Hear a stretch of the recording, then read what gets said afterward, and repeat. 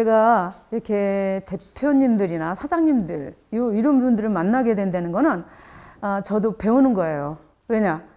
나름대로 음식을 좀 하시는 분들이 식당을 하시지 맹탕, 초짜 뭐 아무것도 모르는 분들은 식당을 못 하세요. 프랜차이즈? 그것도요. 맛있는 데가 있고 맛이 없는 데가 있어요. 그게 뭐냐? 바로 어떤 때 적절하게 따뜻하게 불 조정을 잘해갖고 내느냐, 이렇게 미세한 차이가 맛을 좌우하는 거예요. 근데 여러분들한테 제가 오늘 돌아다니지 않고 앉은 자리에서 사장님들의 그 음식 맛을 보면서 저도 배울 점이 많다고 생각해요. 저는 현장에서 일을 하는 사람입니다.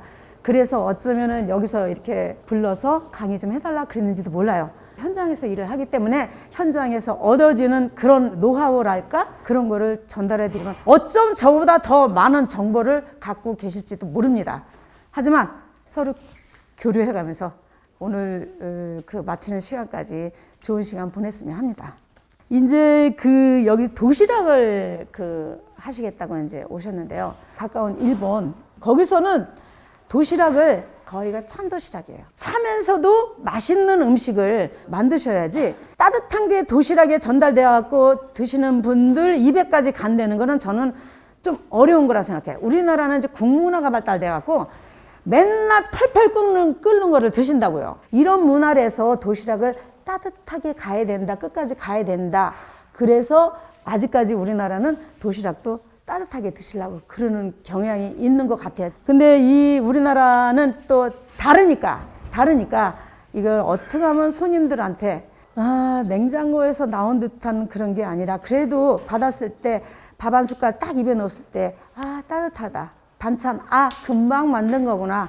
이런 식의 온기를 느낄 수 있는 결국 마음을 전달한다고 생각합니다. 이런 것들이 포함돼서 도시락이 가야만이 또 그 집이 또 맛있는 것 같다. 이렇게 시킬 수 있는 이런 계기가 되지 않을까 이렇게 생각합니다. 그리고 도시락 같은 거를 제가 이제 저도 이제 해봤지만은 막 넣어도 뭐 5, 60개 이렇게 나가다 보니까 반찬이 떨어졌어. 근데 딴 반찬 끼워졌어요. 근데 그때는 저는 도시락을 한 상에 차려가지고 실내에서 먹을 수 있는 그런 걸 했어요. 근데 옆에 사람이 저기 있는 거 나도 주세요. 이런 게 생기더라고요. 그 도시락에 담는 게 항상 같은 게 담아져 나가야 한 집에서 2개를 시키는 경우에 그게 달라지면은 좀 그렇죠? 뭐라 그러겠죠? 사람의 취향들이 다 다르니까 그건 뭐 어쩔 수 없이 꼭 하셔야 되고 공깃밥도 사실은 맨날 푸는 제 동생이 같은 식당에서 같이 이제 도와주고 있어요. 근데 걔가 이제 밥 담당이에요. 공깃밥을 푸는데 어떻게 푸는 거는 뚜껑에 밥이 달라붙고 어떻게 푸는 건 뚜껑에 밥이 안 달라붙어요. 양이 조절이 안 된다는 얘기겠죠. 참 이 양 조절을 하기가 쉽지가 않은 것 같더라고요. 하지만 나 혼자 하는 거 아닙니다. 나 혼자 하는 거 아니기 때문에 모든 음식은 계량을 좀 하셔야 될 것 같아요. 계량을 해가지고 도시락에 담아야지 그렇지 않으면은 그런 이제 밥도 많았다 적었다 반찬도 또 많았다 적었다 이런 경향이 생겨요. 보면은 대부분의 어떻게 하시냐면 구람수로 재가지고 하시는 분이 있고 수저로 하시는 분이 있고 국자로 하시는 분이 있고 밥공기로 하시는 분이 있어요. 근데 다 구람수로 재셔야 돼요. 저울 갖다 놓고 내 가게에서 하는 모든 것이 구람수로 되어 있는 그 레시피가 꼭 필요하세요. 그리고 그렇게 하셔야 돼요. 그리고 컵도 마찬가지예요. 계량 컵을 쓰는데 근데 180ml짜리가 있고 200ml짜리가 있고 더 큰 게 있어요. 그러니까 한 컵이 어느 건지 몰라요. 딴 사람을 시킬 때는. 그러니까 한 컵 그러시지 말고 그것도 구람수로 재시는 게 제일 좋습니다. 뭐든지 구람이 제일 좋아요. 그렇게 해서 레시피화 해 놓으시는 게 내가 없을 때 딴 사람이 하더라도 그 좋은 결과를 얻으실 거예요. 그리고 식재료를 효율적으로 사는 거기는 그쪽은 남대문 시장이 가차와가지고 식재료 구입하는데 별로 문제가 없으시죠. 지금 한창 뭐가 나오는지. 그래서 한 번쯤은 계절이 바뀔 때쯤이면 시장에 한 번씩 조사를 나가시는 게 좋아요. 가락동 시장에 경매받는 그 코너에 들어가면은 그 경매받는 게 그 품목이 나오더라고요. 그걸 보시고 그때가 제일 싸고 맛있어요. 그리고 겨울철에는 해초류가 제일 싸고 맛있고 뭐 물미역이나 뭐 토시나 그런 것들을 이용해 갖고 저장을 해 놓으시면은 아마 도시락 할 적에 반찬 하나 덜해도 얼른 집어넣을 수가 있게 됩니다. 톡 같은 거는 이따가도 하실 거지만 졸여서 냉동을 시킵니다. 졸여서 냉동을 시키면 다시 꺼냈을 때 참기름과 깨만 집어넣어도 그대로 돼요. 또 반찬을 어떻게 그 식재료를 하셔야 되냐면 저 같은 경우에 멸치 볶으면 즉석에서 다 볶으시죠. 즉석에서 볶으시면은 맛이 다 달라요. 급해서. 근데 그렇게 하시면은 음식이 매번마다 변하게 돼요. 그렇게 하시지 말고 기름에다 튀겨서 냉동시켜 놓으세요. 기름에 튀겨서 냉동시켜 놓으시면은 그거를 꺼내 가지고 소스는 끓이실 거 아니에요. 간장, 물엿, 마늘 좀 집어넣어서 끓이실 거예요. 거기다 버무리세요, 그냥. 그래서 거기다가 부추를 집어넣으면 금방 한 것처럼 그런 식으로 보관을 하셔야 되고, 연근, 우엉, 이런 것도 다 채 썰어서 쌀가루 묻혀가지고 튀겨서 냉동실에 넣어놨다가 꺼내가지고 소스에 버무려서 이렇게 해서 나가시면은 아마 도시락 반찬은 집에 있는 거 금방 하는 거, 나물 무친 거, 생나물 무친 거나 넣으실까 나머지는 편하게 하실 수 있을 것 같아요. 그래서 계절적으로 나오는 식재료를 많이 활용을 하셔야만 돼요. 그리고 도시락 하실 때 주 메뉴가 뭐냐? 고등어가 주 메뉴다. 그러면은 고등어를 먹었을 때 비린내가 안 나게끔 하셔야 돼요.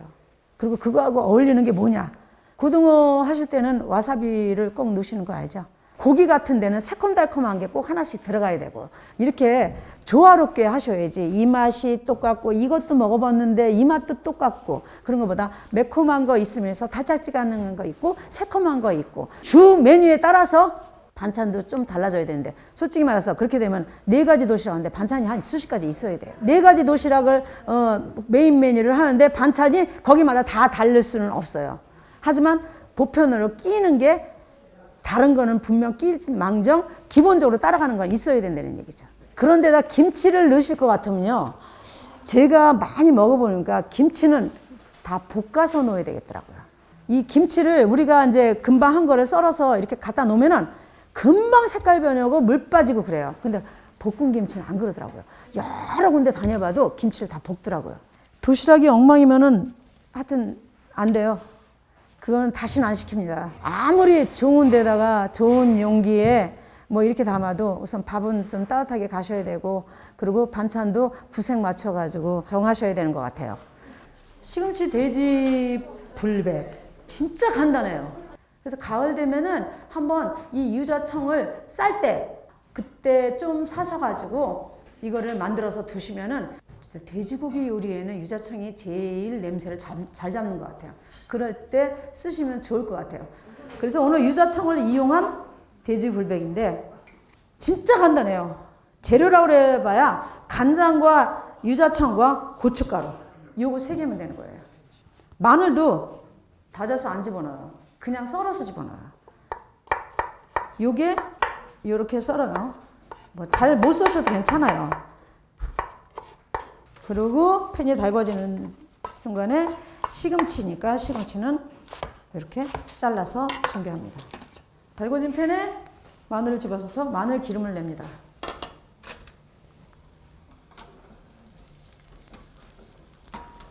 대부분이 양념을 해서 하시잖아요. 여기서 가게에서 쓰실 때 양념 해놓으셔야 돼요. 그대로. 근데 여기서는 양념을 안 합니다. 500g 정도 됩니다.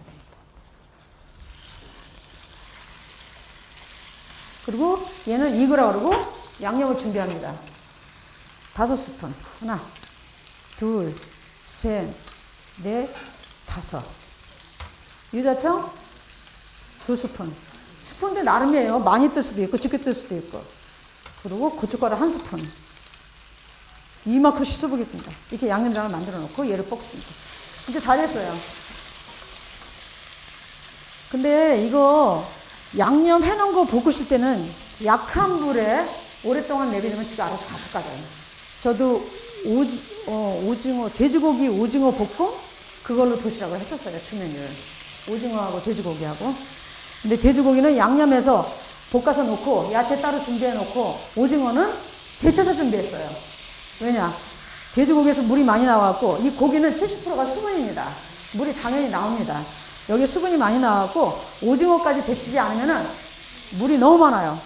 그래서 오징어는 데치고 고기는 그냥 양념해서 다라로 하나 볶아놓으면요 가운데 물이 쫙 생겨가지고 사실 재양념 해야 돼요.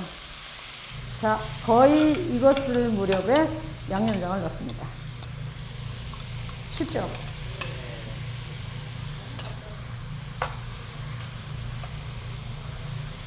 그래서 이 돼지고기는 대부분이 센 거 안 쓰시죠? 냉동 갖다 쓰시죠? 근데 냉동돼서 오기 때문에 사실 냄새가 납니다. 그렇게 냄새 날 적에는 유자청을 쓰시거나 우리 이제 피곤하시니까 홍삼 많이 드시죠? 네? 그 선물도 많이 들어오고 홍삼 한 방울씩만 떨어뜨리면 홍삼 돼지고기 불백이 됩니다. 인삼 냄새가 싹 나는 게 아주 그 냄새를 많이 잡을 수가 있습니다. 뭐 맛술이나 청주나 뭐 생강즙이나 뭐 다 필요 없어요. 예. 여기다 생강즙을 넣죠. 생강즙 짜서 집어넣죠.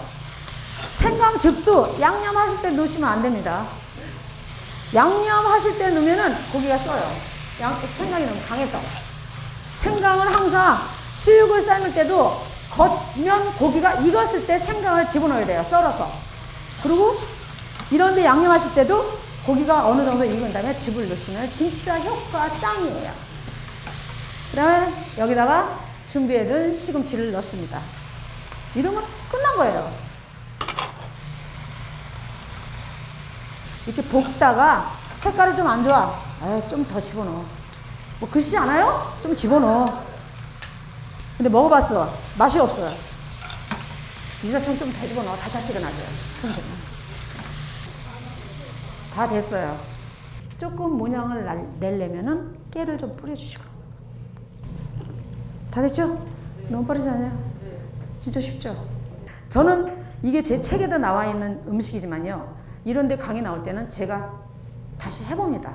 그리고 레시피를 다시 작성을 해요. 구람수를 해가지고. 근데 오늘은 그렇게 안 하는 음식이라 과연 음식이 어떻게 나왔을까 겁나 죽겠어요. 나도 먹어봐야 되는데. 오케이.